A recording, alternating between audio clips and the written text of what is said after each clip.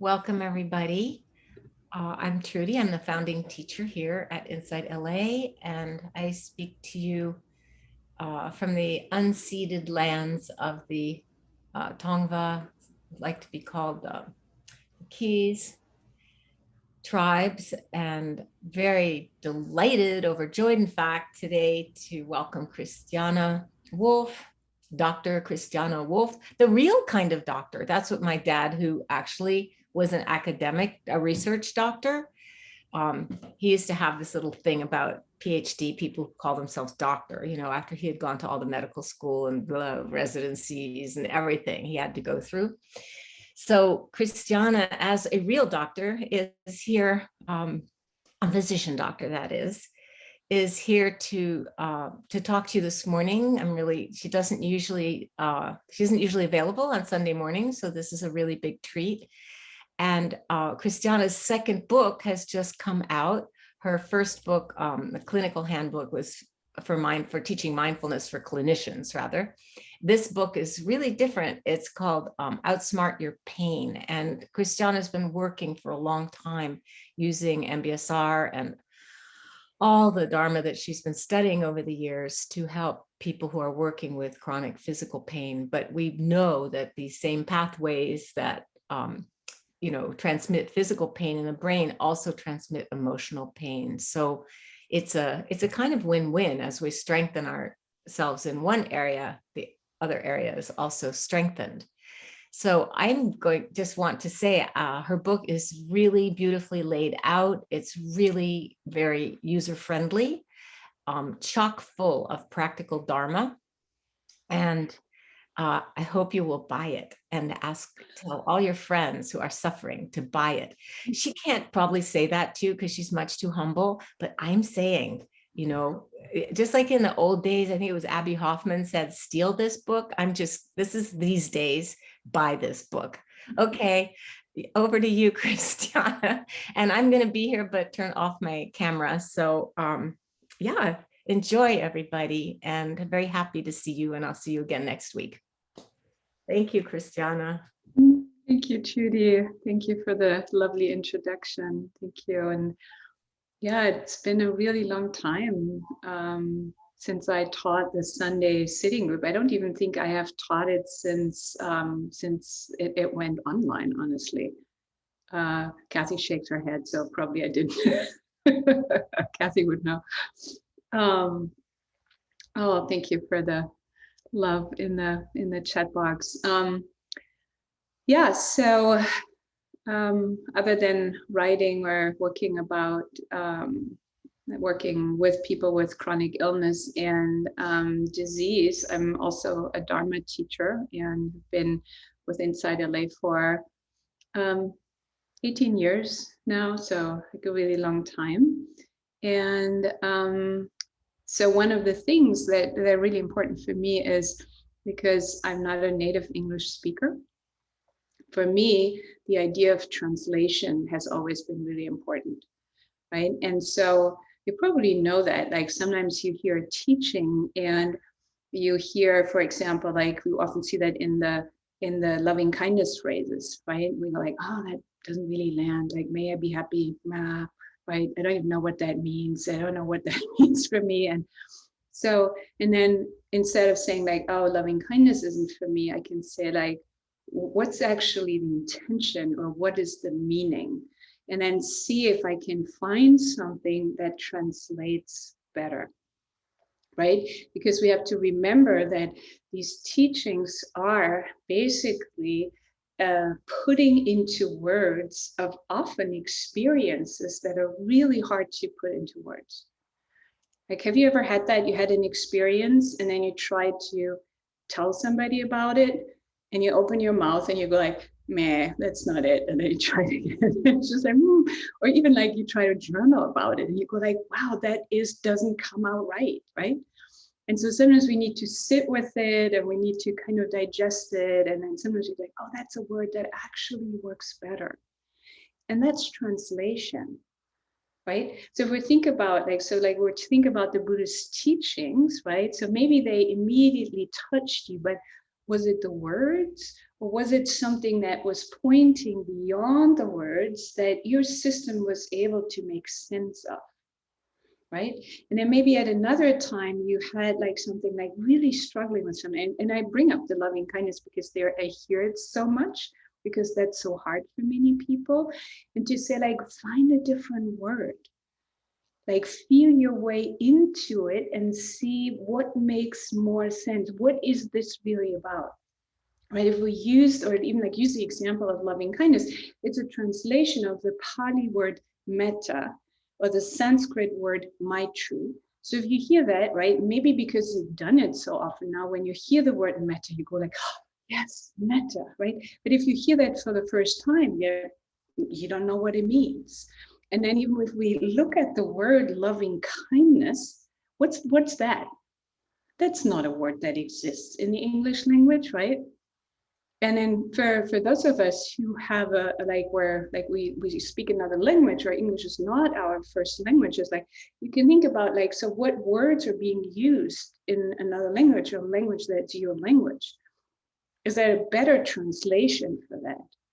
Actually, in German, we have just as a clumsy term for that, like a conglomerate of two words, just like we have in English, right?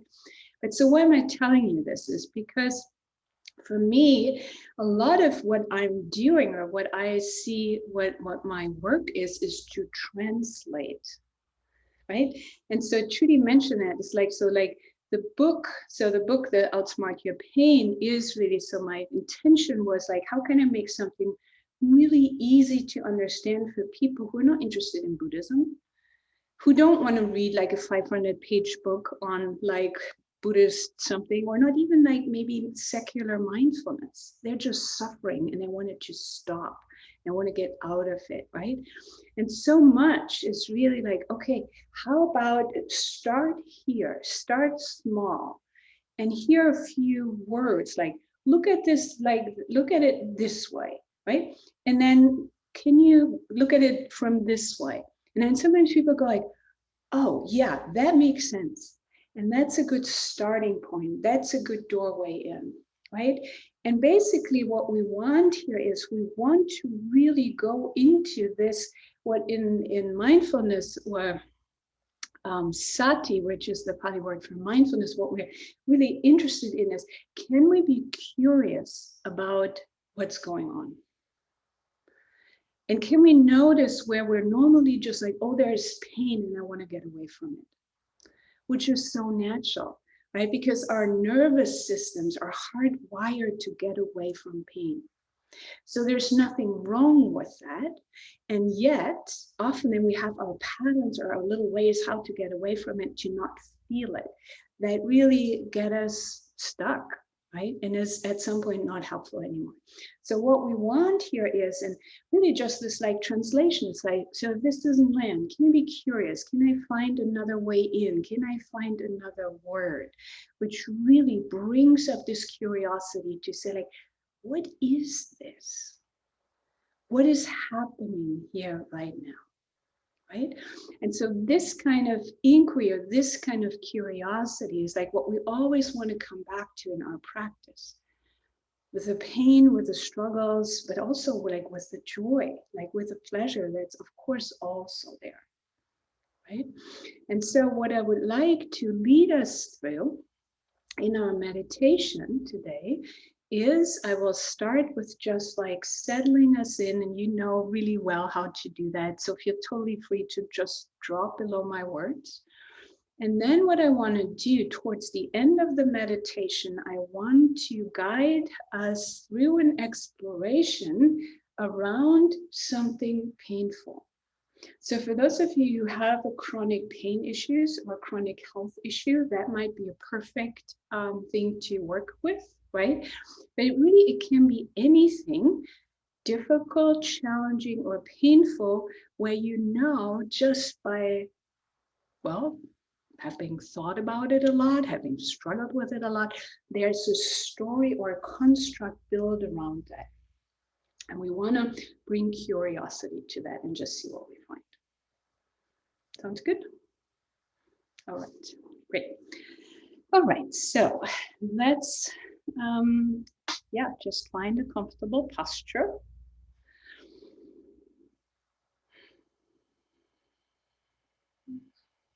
So now you do this every Sunday, so I don't need to say a lot about the setup and finding your space.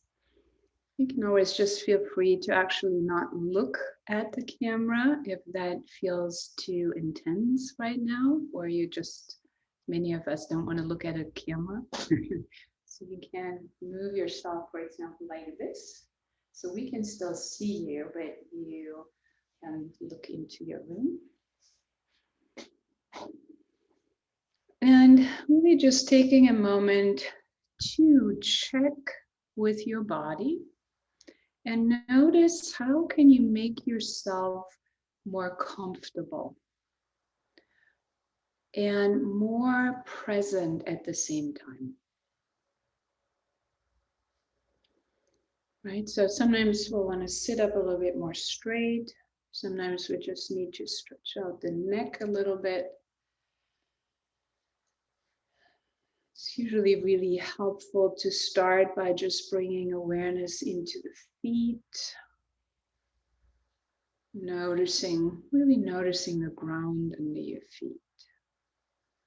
Feeling the firmness of the ground, or if you're lying down, feeling the contact against your heels.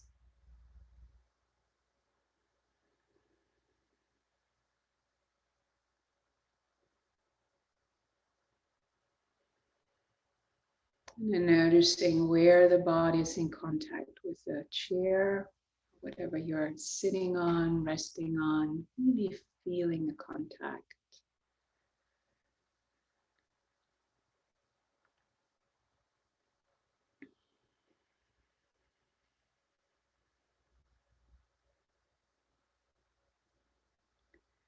Noticing what your hands are in contact with right now, and seeing if you can just let them rest. Finding a comfortable place for them.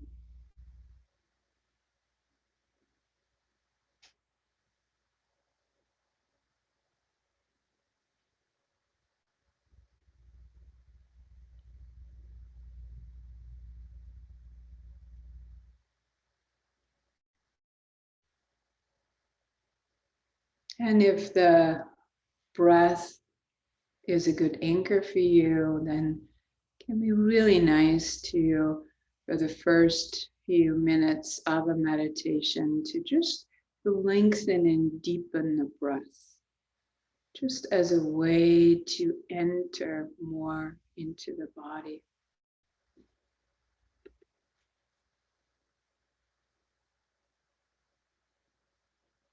Feeling the expansion of the chest, the belly.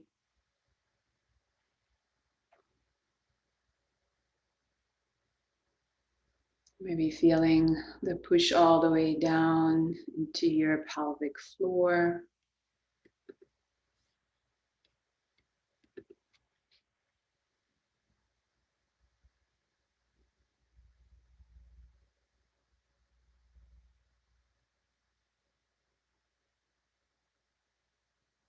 And letting the breath be an anchor. Of course, an anchor can also be sound or just the sense of your hands.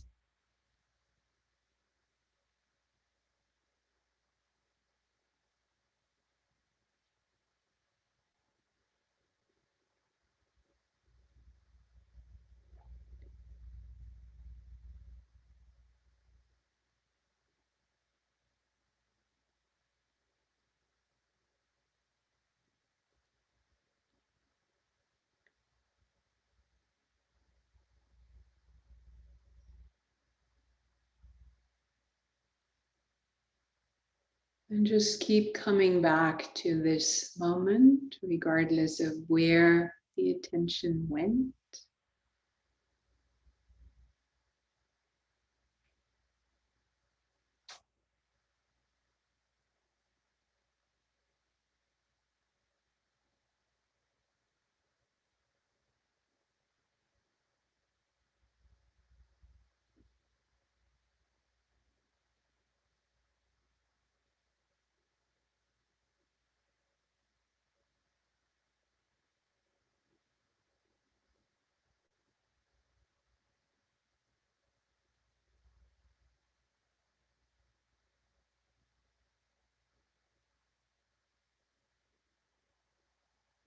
And then at some point, just letting the breath flow naturally.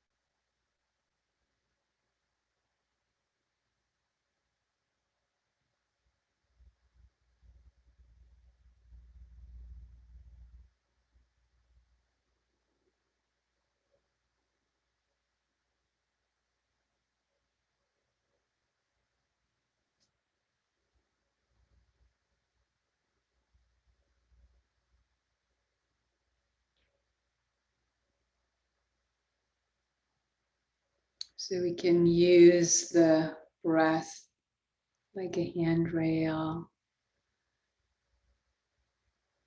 that keeps us in the present moment, in this moment, as we are here together, meditating together.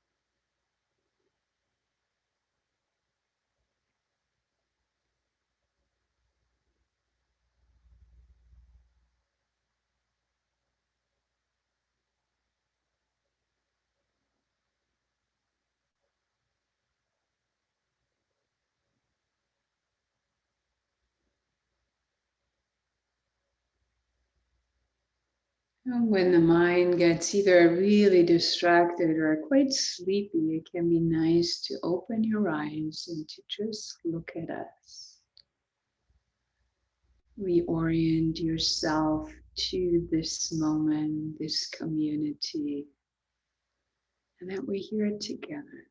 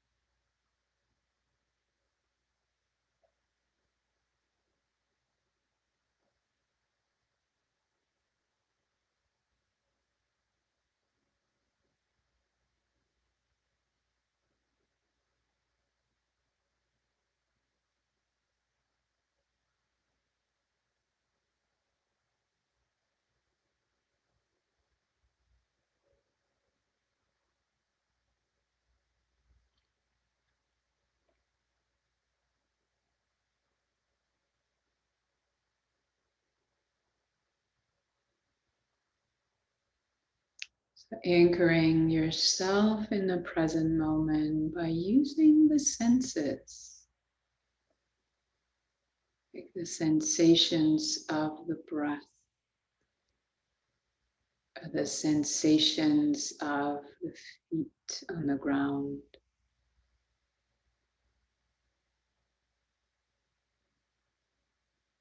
or your backside on the chair. Very simple.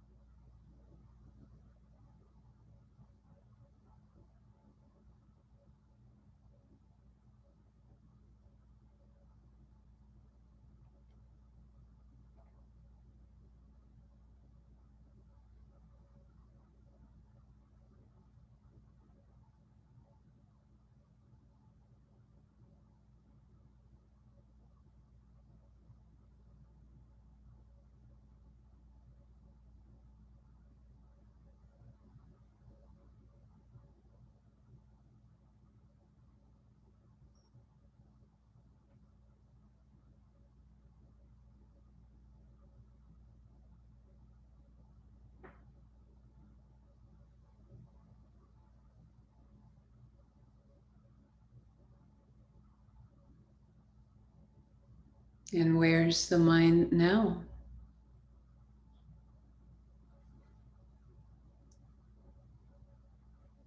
No judging needed, just noticing. Just noticing and coming back. Very simple.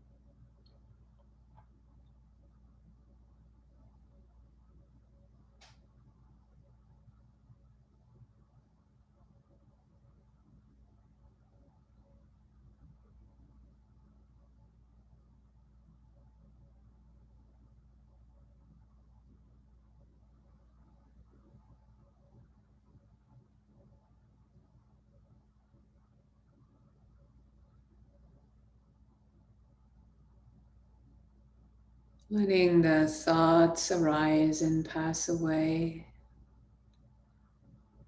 Sensations arise and pass away. And also emotions.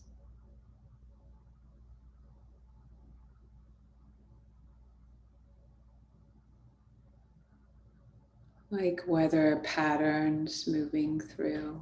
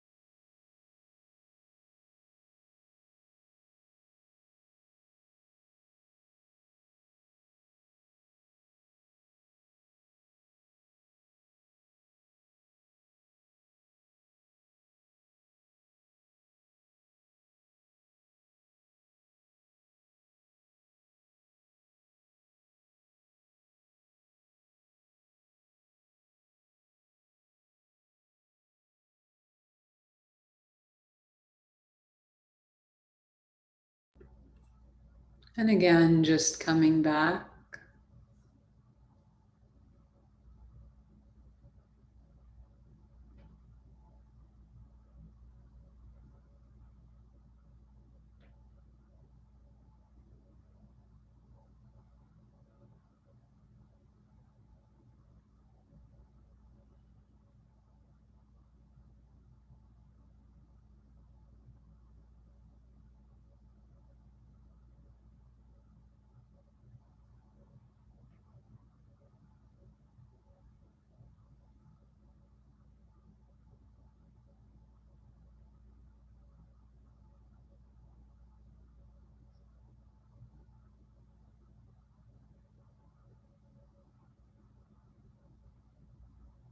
And so now you can either just stay in your meditation, or you can also listen to my guidance through a reflection. So, reflection we do kind of in this state between listening the way we listen to a lecture and meditating. So, it's kind of halfway in. And so, for this practice, I'm inviting you to bring to mind or bring into awareness something difficult or painful. Not too much. So remember, we're just practicing here. So don't choose the hardest thing, but just something that feels manageable.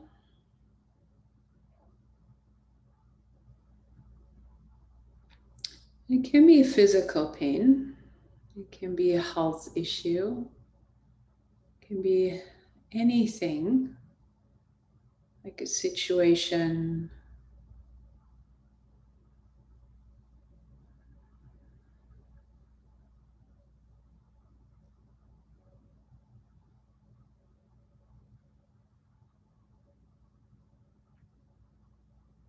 maybe something that's going on in your life right now.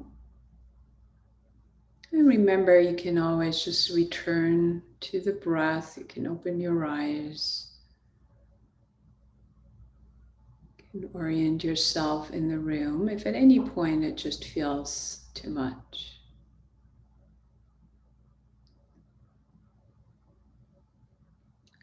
And as best as you can, just letting yourself kind of experience the difficulty and maybe how convoluted or how messed up it feels, maybe how stuck you feel, or how easily you can go from here into overwhelm,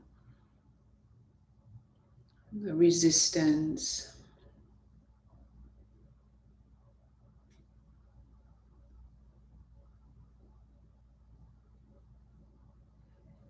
And then I'm now inviting you to kind of look at this issue and see if you can become aware of where are you telling yourself, or where is something that plays into that has to do with the past of this situation.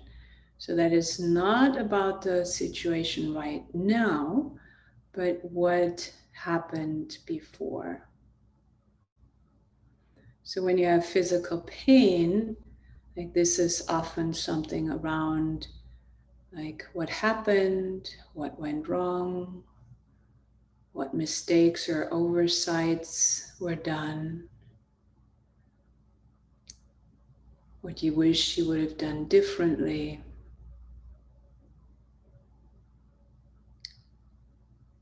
And I like to call that the past pain story. So see if you can recognize anything of the past story of this issue as you are holding that in awareness.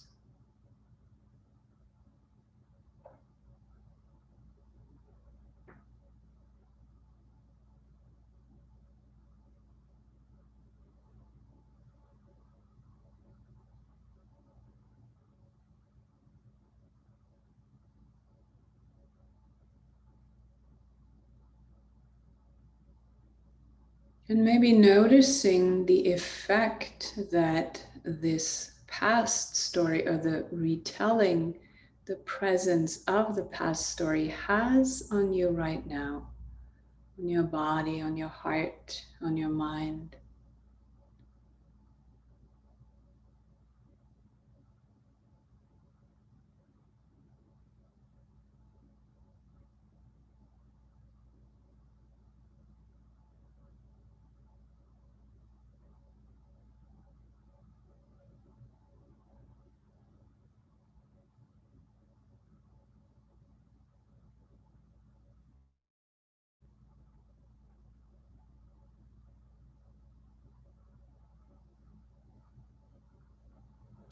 And now we want to switch to becoming aware where we are retelling or worrying or anticipating something about the future about this issue.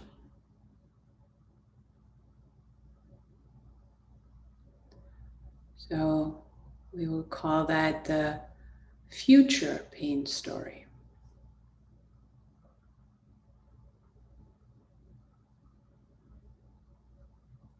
Like noticing where in this holding of the issue is the future. So if you have physical pain or physical illness that is often around, being afraid what will happen.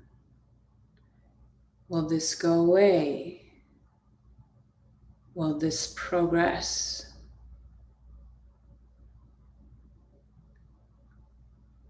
Will you be able to cope?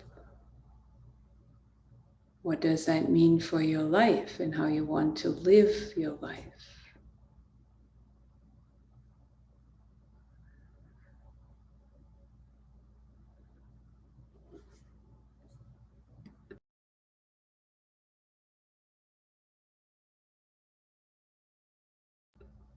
And holding yourself with a lot of kindness here.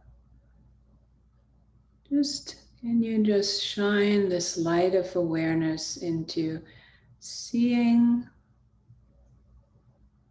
the thoughts about the fears about the future, and then how that lands in how you're feeling right now, in your body, in your heart, in your mind.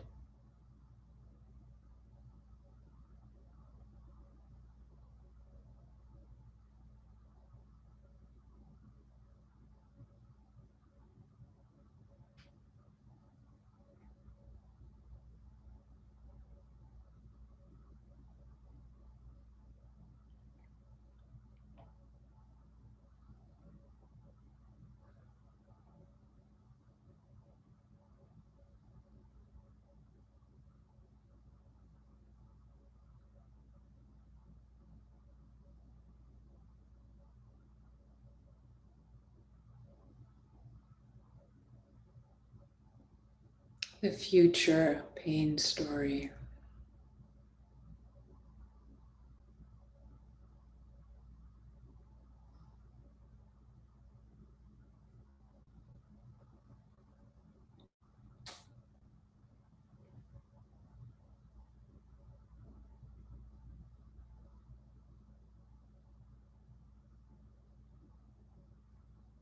So now what we want to do is, so now that we have kind of like put the past pain story to one side and the future pain story to the other, and then now have a look what is actually here right now.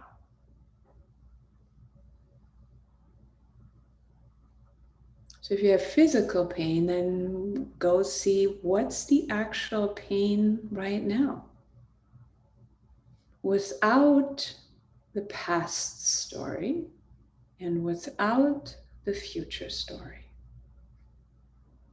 In this moment, as you're here in your room, what is here?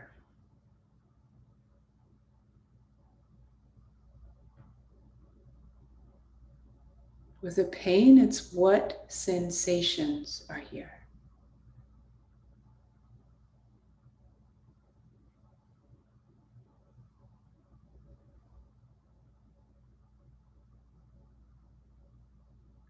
And then see if you can just hold this, breathe with it, holding it with kindness, knowing we all do this. And noticing when the past and the future stories creep back in.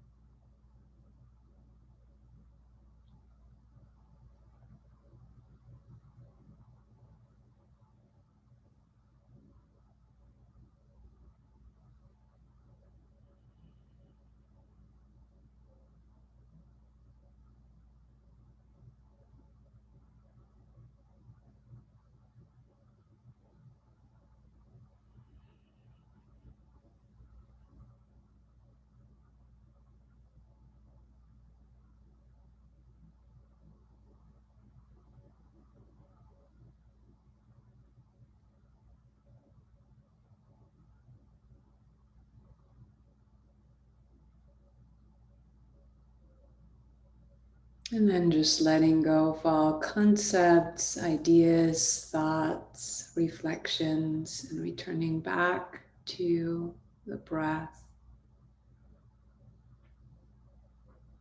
And just for another few minutes, just resting back in your practice.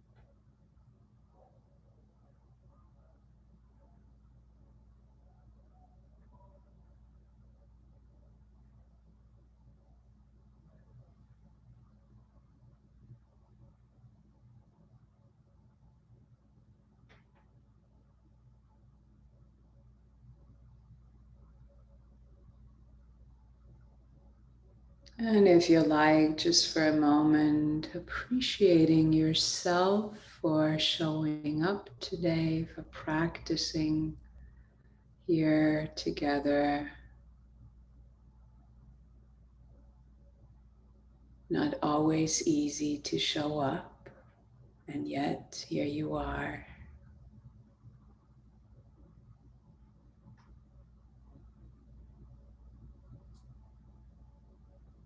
And then also maybe extending appreciation to everyone here for showing up.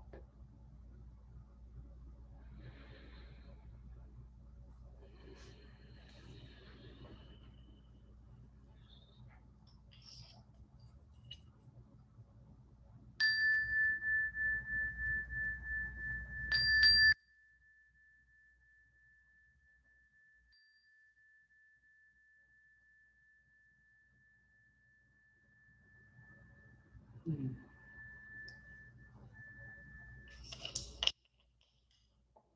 Thank you. So I got the feedback, which I know that there is like the light reflecting in my glasses. The problem is I can either turn the light off, then my face is a lot darker, or I can take my glasses off, but then I can't really see your faces. I just see you blurred. So that's that's the problem with Zoom and like this, all these, finding the right light. So let me just actually turn it off and you can let me know. Let's see. So that's the alternative. Is that better?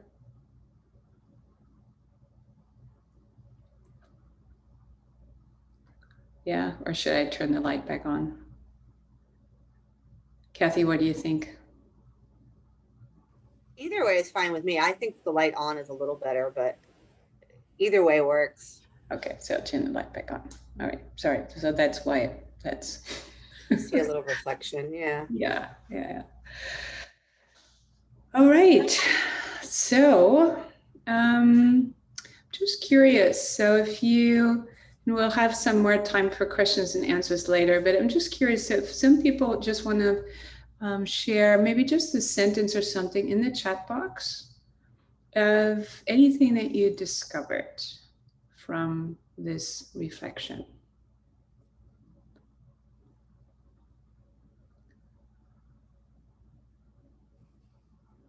Go ahead and raise your Zoom hand, or I see someone put in the comments.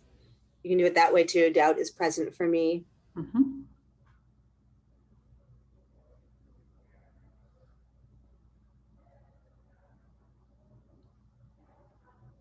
Doubt is always or often a big one. Yeah.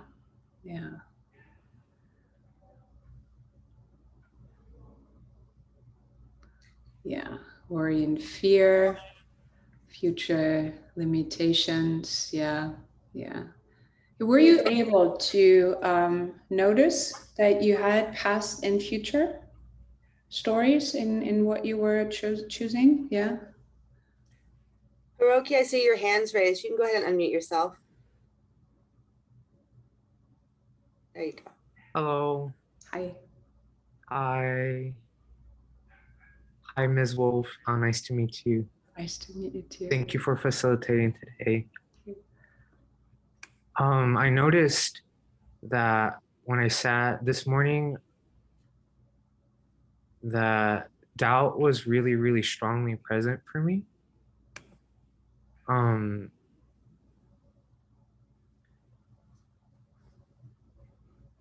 And I think intuitively, now that I think about it, it's like present in my everyday life, have been present in all this week.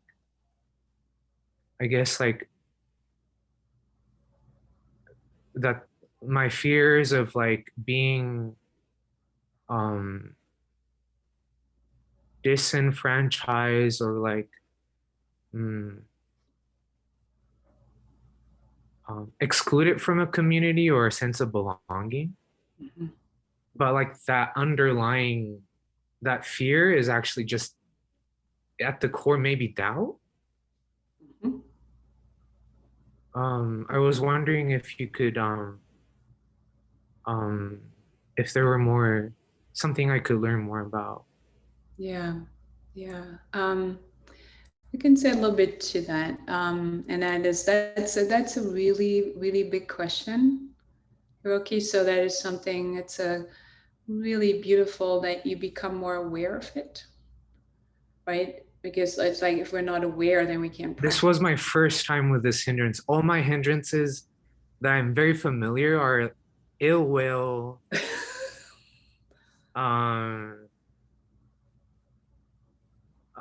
disluctancy, what was it? Aversion. Mm-hmm. Yeah. So when we're talking about the hindrances or the 5 hindrances, and in particular about the hindrance of doubt, what I find always challenging is that to see, is this a hindrance? Right? Because if it's a hindrance, I just work with it by observing it and not doing anything with it, right?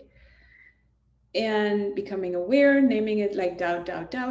And doubt is also really important because, right? I've never identified it before, but I think it's been always present. Yes, but what and it's I'm a huge saying, discovery for me today. Huge discovery. I hear that. But what I'm also saying is for you to be really curious to say, like, so where is it the hindrance doubt, right?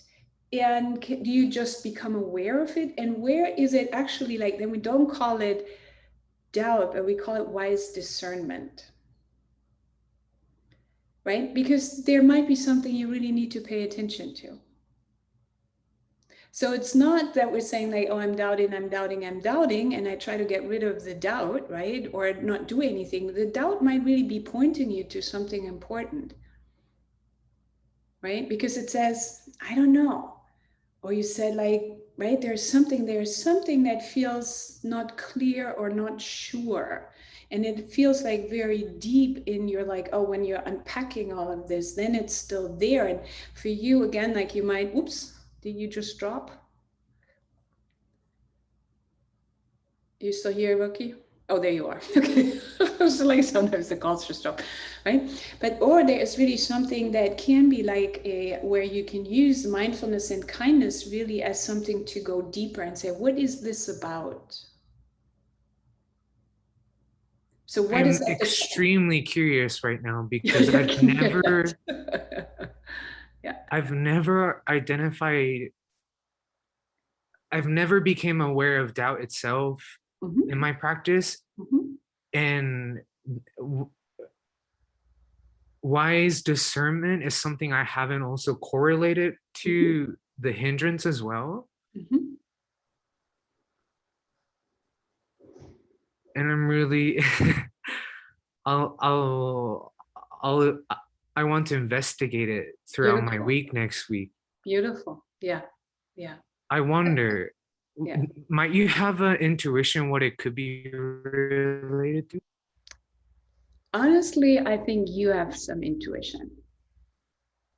I don't know you. But what it often points to is something that you know about yourself, right?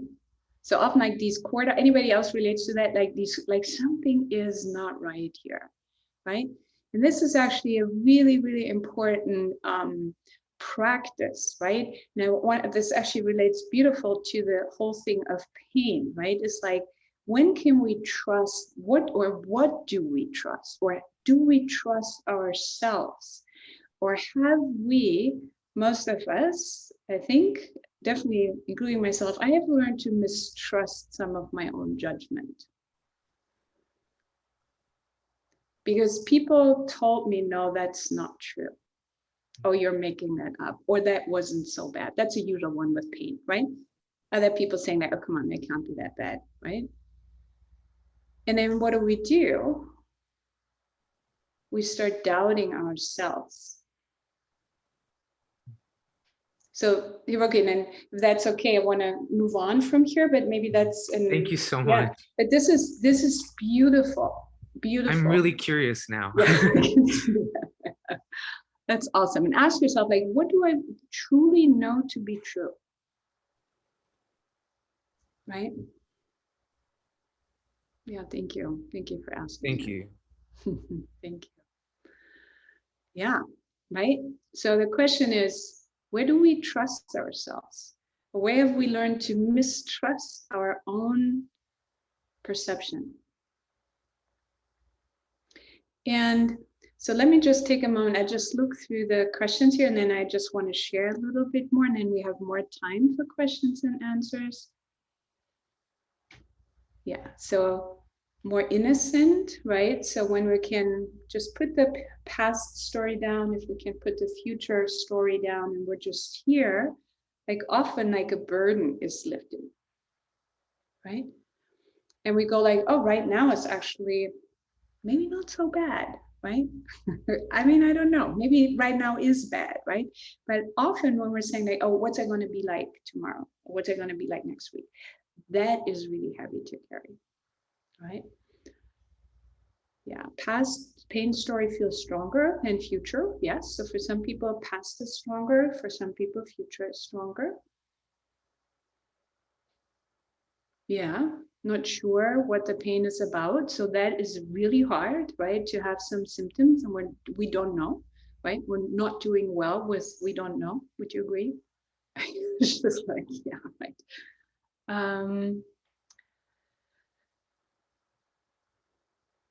Yeah, often the past and the future are very closely related, right? Have people noticed that? So like often it goes like, oh, the last time this happened, right? It was like this, and therefore I'm afraid it's gonna be like this later today or tomorrow, right? Some version of that, right? And then that actually makes total sense if you think about it. So if we think about the future, so why, or think about this, why is our system doing this way? So what is our brain or our system trying to do when there is something difficult going on right now? It tries to give us some information from the past, right? Part of why we're so successful as a species is because we're able to learn from past mistakes. I honestly sometimes wonder if we really were able, but like individually, our nervous system is able to do that, right? Kind of makes sense, right? You go into a situation, right? Something bad happens, and the next time, right? So I had this like, was about to cross the street a few years ago, and was actually on Olympic where our center used to be. And I was about to cross the street, like on Olympic, like where 14th hit. And there was a car turning around the corner, which didn't see me. So I was walking and in the car, and I just jumped back. Thank goodness, right? Quick reflexes. And then literally for years afterwards, every time I came to that corner, right, my system was like doing a little bit of that. Do you know situations like that? And that's protective. That actually makes a lot of sense, right? My system says basically back in the day it was like, there is a I don't know, like a tiger living around that corner. Be careful in these woods here, right? And here's like, this is a dangerous intersection. Don't just step onto the street, just look around and pause. This is really helpful, right? Helps to protect us in the moment. And then what is the nervous system trying to do with the future? Tries to anticipate, right? Tries to anticipate, right? Because it's just like, if we can only anticipate everything, then we would be fine. Is that right?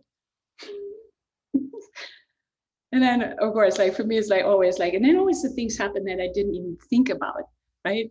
Like my mind didn't know yet how to worry about that, right? But that's a whole different story. But of course, the mind tries to say, like, well, it could be like this in the future. So please prepare for this to happen, right? And then it might say, so for somebody with chronic pain, typical scenario might be wake up in the morning, you have some symptoms, right? So you feel something in your body. Your mind goes like, when that happened the last time, I had a really bad flare up, right? I had to go to the ER. I missed 3 days of work, and I'm really worried I might lose my job, right? I'm really worried because last time I had these bad side effects of the medication, or it took me a really long time to taper down from medication, and I'm afraid that's going to happen again, right? Does that make sense? Right? And of course, it doesn't have to be only like chronic pain. I'm just using that because it, in a way, makes it a little bit simpler, because sometimes with these other issues, they're harder to grasp than a physical pain, honestly. But we know that, right? You see something, right, that reminds you of something that happened before, you feel that, you anticipate something else might happen. And our practice is, right, of course, if there's something you need to do, we're not saying, oh, don't do anything. Don't prepare for the future. Of course, you prepare for the future. But what we also want to be very clear that your body doesn't understand the concept of past or future. Your body is always in the present moment, which is one of the wonderful reasons why we're using the body as an anchor. And I know Trudy, like over these last weeks, has gone with you like through the senses, right? Exploring the individual senses. And that is really helpful because the senses are in the present moment. And we can use them as an anchor. And the breath is just one anchor, right? But if you can find your breath in, and of course, we also know that when we're stressed, we kind of forget to breathe, right?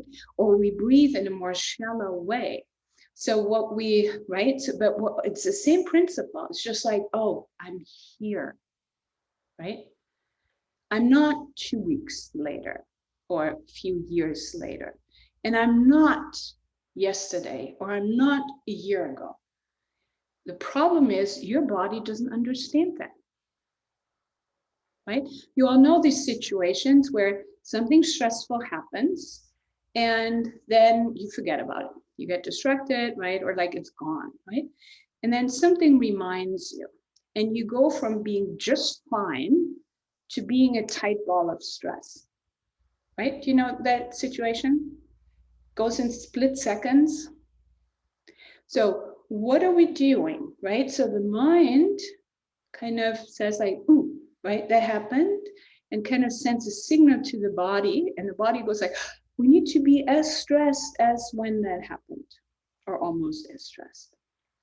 The problem is, of course, that we're doing that with like small instances pretty much all day long. And then we wonder that we're so stressed out, right? Or we feel so exhausted. So really what we want to do is we want to, and this is really what we're practicing is here, we're just wanting to ask the question, what is actually here right now? And then we're not getting angry at our mind that it brings up the past pain story or it brings up the future pain story, because we can see it is really well intended, right? It tries to help us. And then we can use in whatever way that works in your sitting practice, right? Sitting practice is life practice, right? To say thank you, not now. right? I don't have to follow that right now. And the more we practice that, we can start to see that. We start to see like, oh, here's the story running. And then I start to feel the contraction in the body. And what I want to do is to just say like, right here, right now, what is here, right? And to do that repeatedly. Can I feel my feet on the floor? Can I feel that breath? Am I aware where I am right now? Oh, I'm not in that situation right now, right? I'm in my room, right? And we have to do that over and over, and with just a lot of compassion, because this is so deep and so automatic. And you have to remember, like, in a way, right? We often don't see it that way, but with this protection, right? The protection of the nervous system is it tries to make us survive. And so this is why it has such a priority in our system, right? Where our nervous system's main job is to kind of keep us safe at all costs, right? And that part of the nervous system is a lot older, meaning a lot of more established than anything cognitive, right? The prefrontal cortex, all those areas of the brain, they developed a lot later. Yeah, exactly. Like the Dan Siegel hand model of the brain, like poof, flipping out of it, right? So we have to, and then for that, we can just have a lot of compassion. It's like, oh yeah, like my brain tries to keep me safe. There's nothing wrong with that, only that it, in this moment, makes my life really hard, right? So this is why with all kind of pain, we really want to have like these two companions or these two wings of the bird of like awareness, right? Which were wisdom, right? Seeing things as they are, and compassion or kindness, right? They really go together. Because it's not easy to look inside, right? And see what we're doing, how we are reacting, how we are responding, right? How hard that is to stop that, right? How hard that often even is to even become aware that that is happening, right? Sometimes it takes me a couple of days before I notice I'm doing that. It's like, oh, okay, all right. That's what's going on. But that moment when we notice, then it's just like, oh, here we are again. So I just want to say a few things about pain, physical pain. And so can I just, like, for those of you who have the cameras on, can I have a show of hands? How many of you have some chronic health issues at some point? Physical, okay, yeah. On and off, okay, quite a number. Yeah, thank you. Thank you.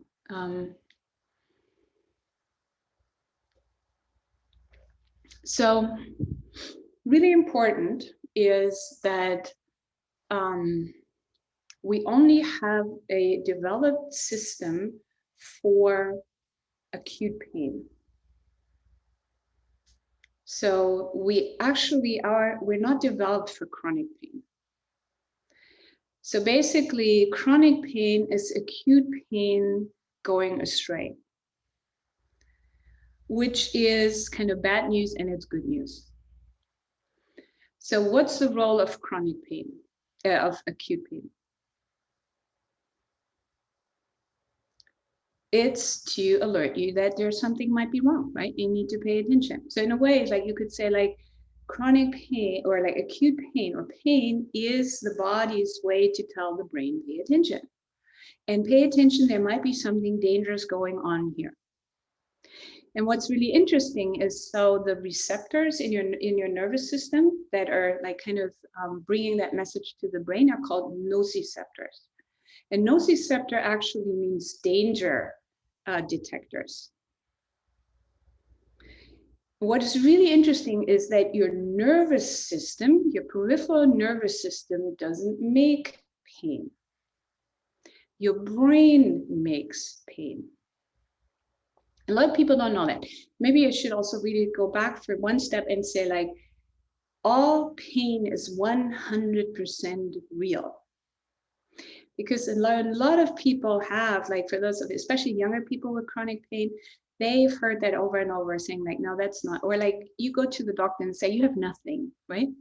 You're fine, right? We can't find anything. So doctor says, if they can't find anything, then basically you possibly can't have pain. The problem is, right, coming back to how do you trust yourself? Do you trust in your pain? And then people tell you, no, you don't have pain, right? And then coming back to, of course, then you start doubting yourself. Am I just making that up, right? Right? All pain is 100% real. And your brain produces pain, not your peripheral nervous system. Your peripheral nervous system sends signals to your brain saying like, hey, something going on here, right?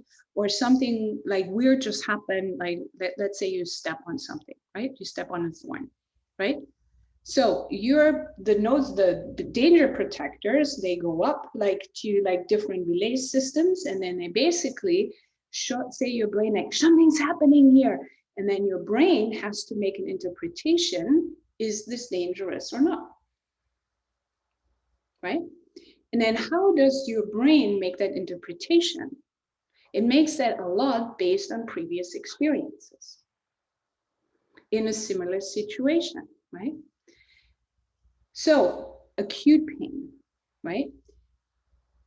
Chronic pain, what's really interesting with chronic pain is, and you probably heard that in the public press, is that there is very little correlation with the actual tissue damage. Right? A lot of people have heard the stories with people like with disc prolapse, right? That looked at like MRIs or X-rays of people who have back pain, and they compared that with like MRIs or X-rays of people who had that MRI or X-ray for something else. And what they found is that there's almost no correlation between what you see and whether people report pain or not, right? The thing is, like, often, of course, you have something that you go, ooh, there's a prolapse, right? And you're in pain. Like, well, you're in pain because there's a prolapse. But there are other people who have a similar prolapse who don't have pain. And we go like, how's that happening, right? And again, it doesn't mean that the person who doesn't have pain does something right and the other person doesn't. So that's where it gets tricky, right? Because there's also often so much shame around that. But what it means is like there is almost no correlation between the amount of pain that you're in and the actual tissue damage with chronic pain. And a lot of people know that, right? Like you have surgery and then you have like the acute pain, and at some point, like the doctors say, well, you should be fine now, right? Because everything that could have healed should have healed by now, right? But you're still in pain. So, and then it gets really interesting, right? Because then what we also have to look at, that pain is really like a multifaceted phenomenon. Right? And one really important thing is like saying like there is, right, between like the correlation of the amount of pain and the tissue damages, the fact that there is phantom pain, phantom limb pain. Right? So there are people like who are amputees, they can have immense pain in a limb that isn't there anymore. How do you explain that? Right? Yeah, we don't know, but it just clearly shows, right? Like pain is, it's a different animal. It's a different animal. And what we also know, right? If you think about, right? So we don't have the time for that today, but think about all the factors that can happen in your life that exacerbate your pain or trigger pain. Right? The environment, food, medication, your relationships, the weather. I mean, like there's like a long list of like, it's called like biosocial, right? So like we're embedded into an environment that all has a stress, of course, that has an influence on our pain level. And that is, you can say, good news or bad news, right? It's bad news because it is so sensitive, right? But it's good news because this is something we can work with. And one of the reasons, or like one of the ways we work with that, is we're working with that with the tools of mindfulness and compassion, right? Mindfulness, just the exercise that we just did, is like, can we become aware? Like, what are we actually holding in this moment? Am I just holding the physical sensations right now? And that's another big one. Like, how many people, like, with their pain, talk about their pain? We say, so how's the pain today? They say, like, it's killing me, right? Or it's a monster, or it's horrible, right? So, but coming back to like what you've done over these last weeks is like, horrible, killing, monster is not a sensation. It's an interpretation. But this interpretation has an influence on how we're feeling, doesn't it?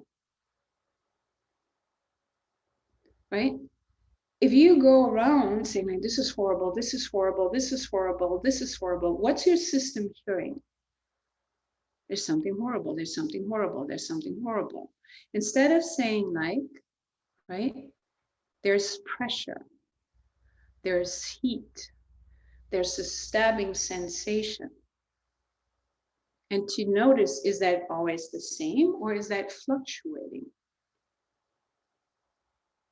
Right? And then seeing how, again, so it's a complex practice, but it's totally worth it to see like how the past experiences and how anticipated future experience are layered on top of that, right? For those of you who have been around these teachings, this is the story of the two arrows, right? So there's the primary arrow of the pain that is here in this moment, and then there's like the secondary or tertiary or whatever arrows that we are putting on top of that, right? And then what is also just as important really is the practice to learn self-compassion. Because a core thing in self-compassion is that we are acknowledging the pain that is here. And we have such a hard time with that, right? To say like, wow, this is a really hard moment right now. And to say that to yourself, right? To say like, sweetheart, this is really difficult to be with right now, right? And that is like to a point where we can't even do that for ourselves. But yet that is exactly what we need to hear, right? Coming back to like, who is validating our own experience? And how often or how many of us have learned to downplay our pain, right? Because of course others have it worse, right? Anybody using that as like, oh, others have it worse, so I shouldn't be blah, blah, blah? Yeah, of course. Yes, right? Or it's like, oh, it's not so bad, right? Because, and again, you can see this is a protective mechanism, right? Because can we handle if we're really acknowledging how bad it actually is, right? And so this is really like where the holding quality of self-compassion is, right? So like, oh, this is really hard. And then we're connecting with the other people who know this experience, right? Because we know we can't make it go away right now. And this is also not why we're practicing compassion. We're practicing compassion because there's pain, right? And we're not practicing compassion so you make this go away and otherwise I'm leaving or I'm abandoning myself, right? Saying like, right? So in self-compassion practice, we say like practicing compassion because there's pain, not in order to make the pain go away. If we can, fantastic, but we're not here for that, right? We will still be here even if the pain is not leaving, right? And that is something that is so hard, and most of us have not experienced that, right? That somebody is just staying with us and say like, yeah, it's still really hard, right? And then the community aspect is to say like, in your mind's eye, in your energy field, can you kind of reach out like these little tentacles, little hands, like, and for people who know this experience as well. Because why? Because they're in the same situations, right? If you think about like what is really hard for you to be with right now, do you think other people are in that same situation in the world right now? Yeah, right? Of course. So they are having to hold this right now as well. And in a weird way, that is very comforting for us, right? There's just like, oh, thank goodness, I'm not the only person. And again, like this is something that we're hardwired, right? I really believe is like we have that as, because like, yeah, some pain we can't make it go away. And yet, so what's the solution then? Is like we can still feel connected with others who know this experience. And that helps our nervous system to calm down, right? So at least I'm not alone with this, right? So this is why we need both, right? We need awareness, wisdom, we need loving kindness and compassion. All right, so I will pause here for a moment. I see like a lot of long chats here, so I just see questions.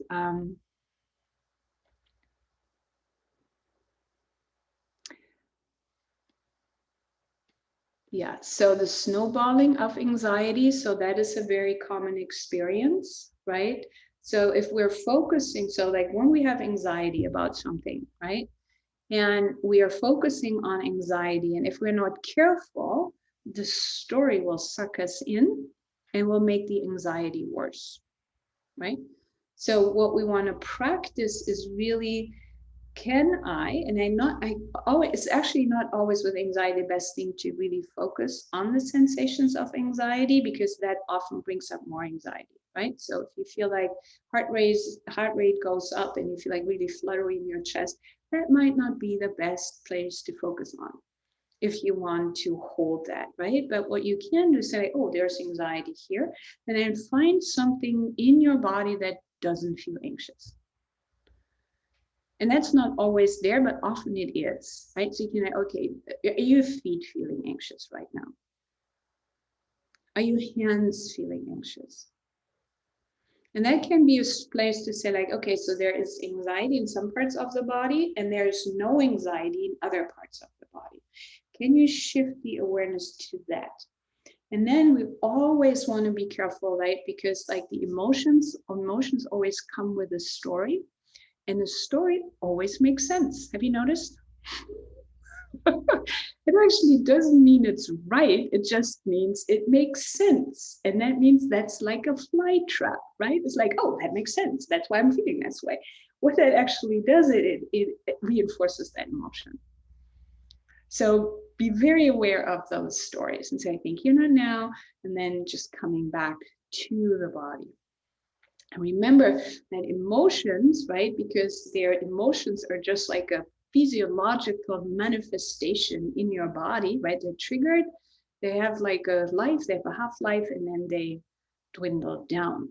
We often don't notice that because we keep re-triggering that with the thinking, right? So that is actually a really interesting practice to say, like, can I just let that emotion run its course?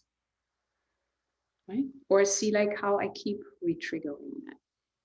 Right? So that's like one way how to work with emotions. All right. Question about the karma.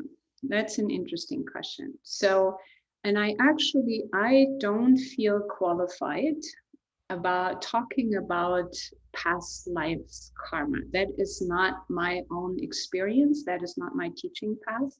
There are teachers who will talk about that, who will teach about that. I don't. But what I know is, right, we can really adhere in a more limited way, but we can really adhere karma also to our life experience in this life, and to like this whole teaching of actions have consequences, to a point where we can even say that kind of neuroplasticity, right, is something like, it's always like, what are we reinforcing? And can we change? And to know that like we are usually on a path of habit. This is what we have learned in some way or shape or form. It makes sense, right? With where we came from, what our family or culture, the time that we were born in, and then like where I would definitely go that far, is because I know that very deeply from my own experience. Of course, there's also transgenerational patterns that have been passed on that are often not aware, right? So what we, like how our parents, our caregivers, like our society responding to us, right, is of course something that they have learned from the previous generation, the previous generations. And in that way, we can see that, right? We can definitely see that with racism. Right? We can see that with racism in our own bodies, right? We can see that with judgments in our own bodies. And so, but what we do with that is we see how does that show up here, right? And to hold both at the same time, really the deeply personal aspect of it. And then, which is also, of course, the Buddhist teachings, is like the deeply not personal aspect, right? This is just how somebody of my age, my ethnicity, my gender, right, experience this. This is like, you see like all these small steps that lead to I'm here right now. And then what I'm experiencing is deeply personal, and also it's not. And that is part of our practice. It's definitely part of my practice to hold that, right?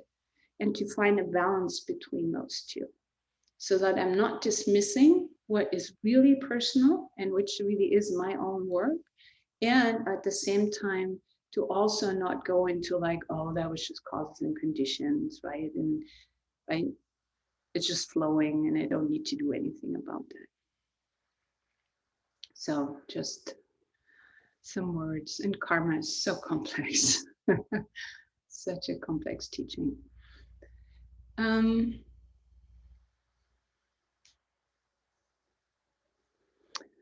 Yeah, Charles, yes, it's like pain is extremely complex. But and it's sometimes, oh, this is something, actually a word I haven't used, which is I think is really helpful, is so that chronic pain is overprotective. Right? Because it kind of tries to protect us from an experience of acute pain that was at some point or place before, right? And then what it does, anytime kind of that stimulus comes up, it goes like, and it kind of gets worse every time it does that. Because we know that is like, whatever we do a lot, we get better at. And that is your brain gets even better of detecting that particular pain, right? And then the more meaning you give that pain, the more you dwell in the past story and in the future story, like the more meaning it becomes, and it grows and it grows and it grows. And your nervous system, right, grows with that. And that is something that we know really well from research, is that people with chronic pain, unfortunately, become more and more sensitive to any kind of pain stimuli, right? So in a way, you start to attract pain in a way more, right? So something that somebody who doesn't have chronic pain wouldn't even register as something that could be experienced as painful, right? Somebody with chronic pain has the likelihood to do that, which I think is, for that reason, it's even more important to do these kind of practices. So we can kind of, because, right, if we have learned something, we can also unlearn that. Right. And again, yeah, that's really, that's the good message in that. So I just want to pause here And Hiroki, if that's okay, can I just pause and see if anybody else has a question? Thank you. Yeah. Let's just see. We just have a couple of minutes left, and I know like some of you will have cuddle groups later, which I think is so sweet. Doing breakout groups. All right, so anybody wants to share or has a question? So feel free to raise your Zoom hand, or you can put it in the chat as well, or send it to me privately, even if you want. Either way.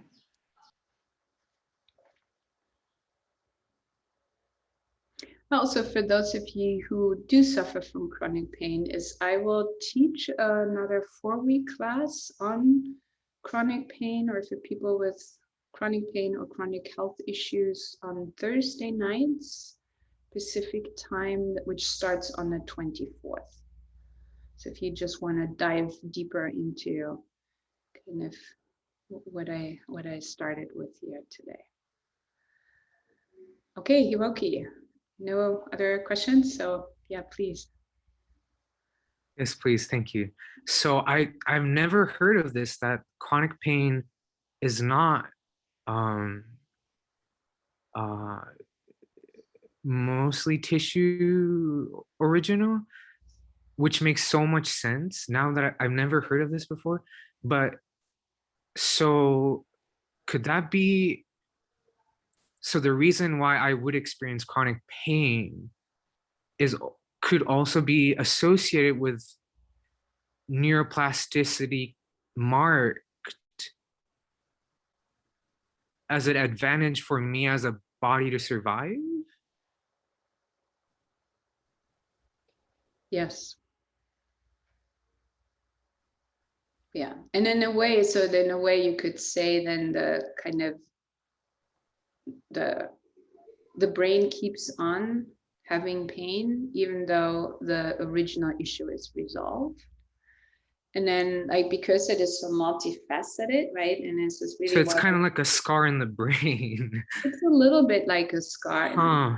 Yeah, yeah. But it, and even again, though like, I'm not being hit in the head, yeah, the shock itself creates like a markage. yeah, or a structure of structure. Right. So if something similar comes in, it kind of, that's the lens through which your brain experiences this. But mindful awareness can rewire it because neuroplasticity. Yeah. Thank you. That's wonderful. It is. It really is. Thank you so much. Thank you. Yeah, and I don't know if Mitchell or Gabby was first. Oh, Mitchell, you're just first on my line here, so please, yeah. When you were speaking about things learned generationally and how sometimes we take it upon ourselves to break those patterns, to what extent are we also taking on the responsibility to also change it within the family system? Because it seems like if you take that on, then there's going to be immediate conflict with the system itself. Oh, yes. So, oh, yes. Thank you. Yeah, thank you. Yeah. Thank you. And that's true, right? And so it's like, right, so like if we're looking at it from a systems theory, we know like if you change one part in the system, the entire system has to change. And the system often doesn't like that. Right? They are used to, this is how we do this is right. And so like there will be a rupture in a way. And some systems respond better to these kind of ruptures than others. Mm-hmm. But what I'm also hearing you say is, do you need to, like, how much do you need to basically teach your family? And about that, I'm not sure, honestly. Right, that really depends on the members in the family. So who would be open to listen? Who would be interested to change something? Who doesn't feel the change is just a threat?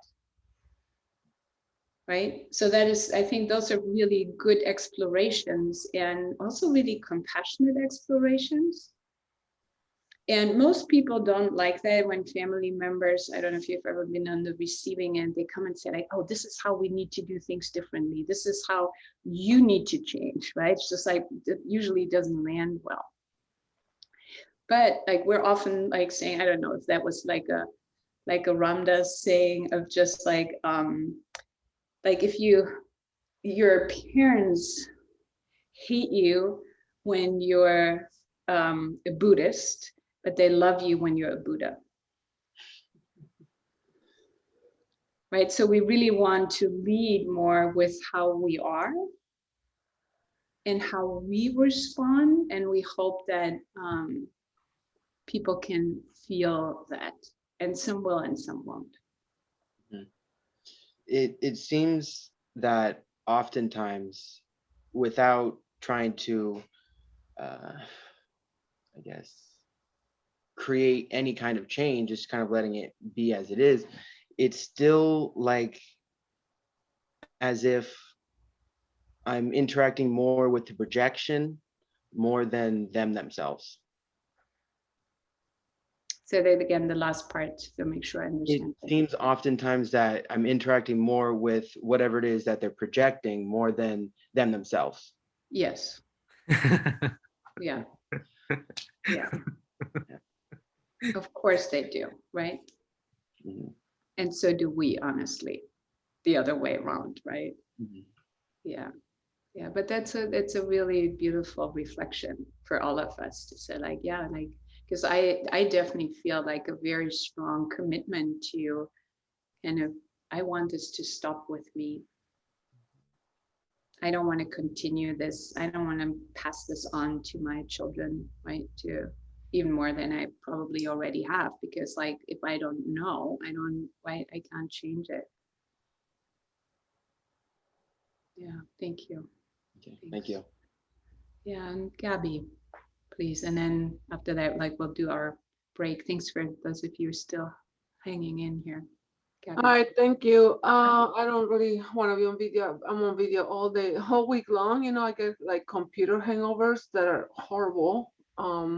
Even though using special glasses, it just don't away. They don't go away unless I'm in nature. But I wanted to bring something up that happened yesterday, and thank you for your meditation today, because something did happen. And you know, just hiking with a friend who has pretty severe PTSD. And then sometime in the hike, there was a situation that she got very reactive. And I just say, you know, I really need to enjoy my hike, you know. And then she got more reactive. And I'm like, oh, like on the other side of, you know, chronic pain, someone that has chronic pain, extreme. Oh, I mean, I never seen anything like this. I do offer my compassion and support and get her as much support as I can. Like, I feel like I reached my limit yesterday. I feel like I need a break for me. Because I sensed it in me that this situation that I had no control over is just coming onto me. Already, you know, link her to professional services, to the best as I can, but I can't go anymore. Like, I need. I got so sad. I haven't even cried about it, but even just talking about it right now. Yeah. Makes me want to cry. You know, someone that has no family whatsoever. I mean, no family. I never seen anything like it. From another country, and no income, no nothing, just living with someone that's also helping her. But we and this other person have like reached our limits. I mean, we have. And Gabby, and that is real, and that is also important, right? And I think often in situations like that is like the question that I hear you like maybe explore is really, am I allowed to step back because that person has no support and that person is triggered?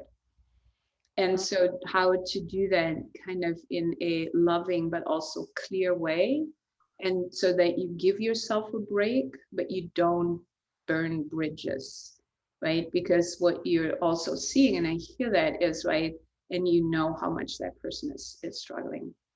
And that person got triggered. We're not our best when we're being triggered. We say things, we do things that we often regret later, right? But how to say, I don't know, something like, let's talk about that later, right? And then kind of like not, I don't know, hold space, but also hold yourself in that situation, right? And see if that person is able to calm down a little, and it's not all on you. Yeah. Thank you, because it was I'm still recovering from it. No, Calling, I mean, even continue that. Yeah, I had to call we had to call 911 for her own safety. yeah. And I still haven't recovered from that 911 That's call. so scary. That is so scary. Yeah, that is so scary. Even though she wanted to go with me hiking yesterday, I'm like, yeah, sure, come. But in my mind, I was like, oh no, Yeah. I don't want to bring. I need a break. Yeah. And she has no one, and I'm like, it's just hard. It's hard. It is hard. Yeah. Yeah. And I'm really glad you came today here, and in community and meditating together, practicing together. Thank you. Thank you, Gabby. Thank you. All right. So, yeah, you get a lot of love in the chat box, Gabby. I hope you can see that from community here. Kathy, thank you for sending the link and the times for the pain class. And there will be 5 minutes break. And then would you still have time for small groups, Kathy? Also, I'm aware that you're volunteering for this. So we will. We'll come back at 12:45 to we usually do 10, but we'll take a quicker little 5-minute break, and then we'll do some talking. Awesome. Yeah. Thank you everyone so much for having me today. That was lovely. And I hope I see you again soon. Thank you. Thank you. Thank you. Bye-bye. Thank you. Thank you, Christiane. Appreciate it. Bye everyone. Bye. Bye, Sherry. Bye. I'll see whoever stays. I'll see you in 5 minutes.